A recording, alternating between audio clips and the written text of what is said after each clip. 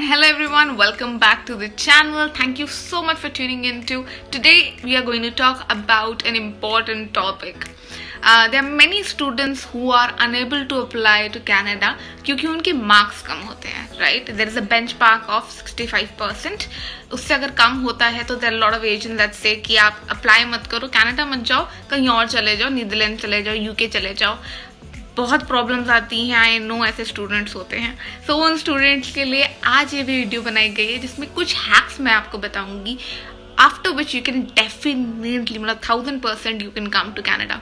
So don't worry, keep on watching to the video and subscribe to my channel. Let's go.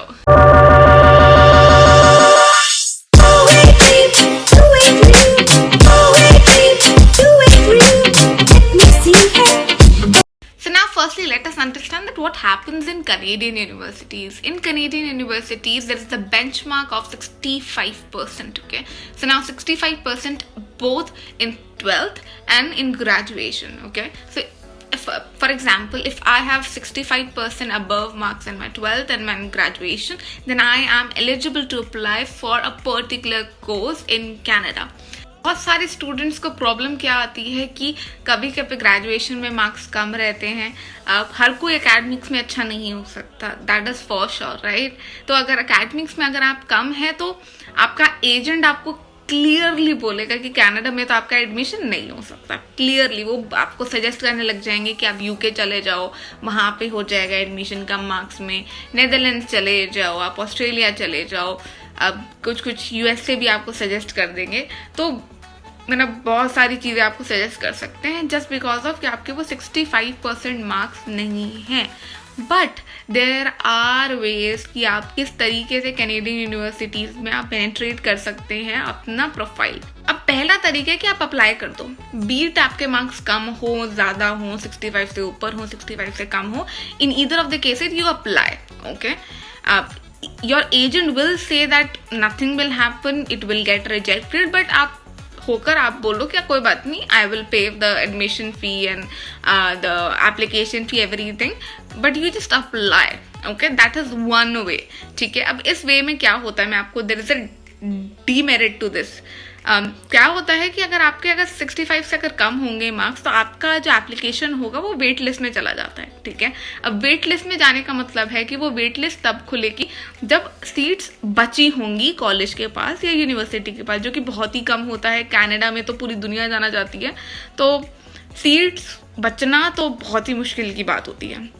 तो जो वो wait list वाली list होती है बहुत कम ही खुल पाती है, ठीक है? तो ये जो फर्स्ट वाला है, it is a good thing that you apply.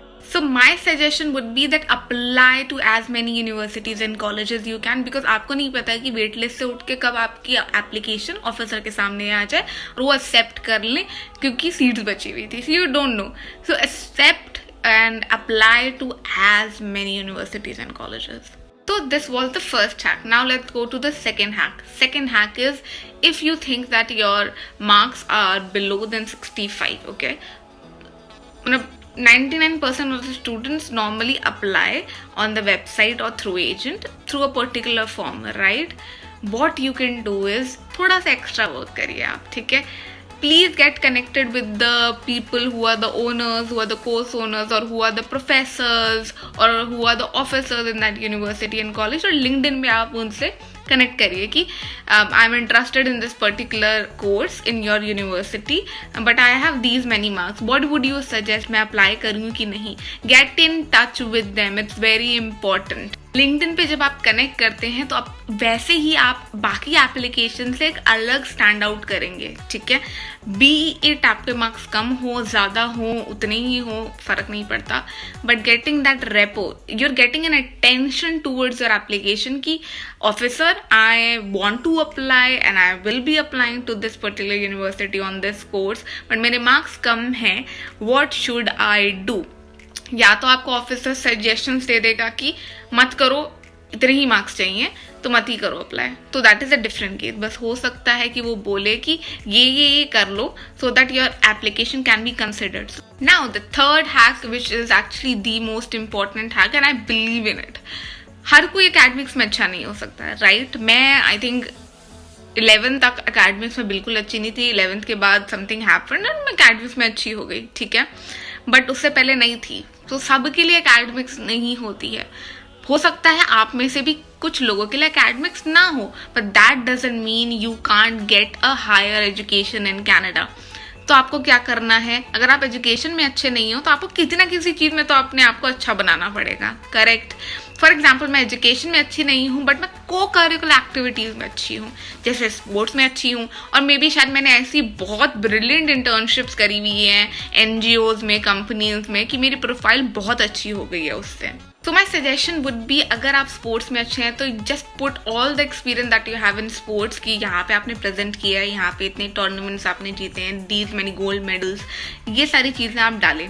अब उनके लिए हो सकता है कि बहुत सारे लोग स्पोर्ट्स में अच्छे ना हो, right, for them please put down your best of the experiences from internships, NGOs, work related. वो बहुत स्ट्रांग होना चाहिए, but should be related to your course also.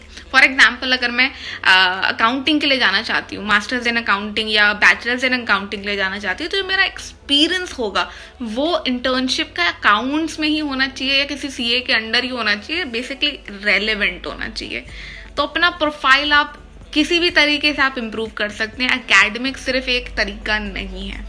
जो ये मैंने सारी चीज़ें बताई हैं, मुझे पता है आप ये लोग बोलोगे कि वैष्णवी ये कुछ दिनों में होने तो नहीं वाली, अचानक से मैं स्पोर्ट्स में अच्छा नहीं हो जाऊंगा, अचानक से ही मेरे एक्सपीरियंसेस नहीं आ जाएंगे। Agreed, that is why you have to start working before. अगर मुझे पता है कि 1 साल बाद मुझे कनाडा के लिए अप्लाई करना है, ठीक है, तो मुझे 1 साल पहले मेहनत करना शुरू करना पड़ेगा, because I know for a fact, एक हर स्टूडेंट को पता होता है कि मैं अकेडमिक्स में अच्छा नहीं हूँ या मैं अच्छी नहीं हूँ, राइट। तो आप लोगों को भी पता होगा, जज फॉर योर सेल्फ कि 1 साल बाद क्या आप 65% मार्क्स आप ला पाएंगे। अगर नहीं ला पाएंगे तो कोई बुरी बात नहीं है, just improve your profile in some other ways, there are many ways. और कनाडा, ट्रस्ट मी, सिर्फ मार्क्स के बेसिस पे जज नहीं करता। अगर प्रोफाइल आपकी अच्छी होगी, they would love to welcome you, so don't worry, agent की बातों में आप मत आइएगा please.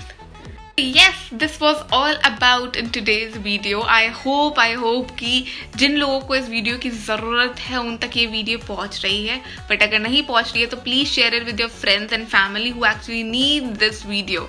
And if it was suitable to you, please give it a thumbs up. Please subscribe to my channel, क्योंकि बड़ी सारी चीज़ें मैं और डालने वाली हूँ, ठीक है। And I can see the engagement, बहुत लोगों ने सब्सक्राइब नहीं किया बट आप मेरी वीडियोस देख रहे हो। तो अगर 1 से ज़्यादा वीडियोस अगर आप लोगों ने देखी हुई है तो प्लीज़ सब्सक्राइब कर दो, it will give me a lot of support. तो थैंक यू सो मच। आगे बड़ी सारी वीडियोज़ में डालने वाली हूँ, 2 वर्क फ्रॉम होम अपॉर्चुनिटीज़ डालने वाली हूँ जो आप कनाडा की कर सकते हैं इंडिया में बैठे बैठे। तो you will get a Canadian experience free of cost by being in India. अगर आपको वो वीडियो देखनी है तो please subscribe to my channel and keep on watching my videos. Bye bye.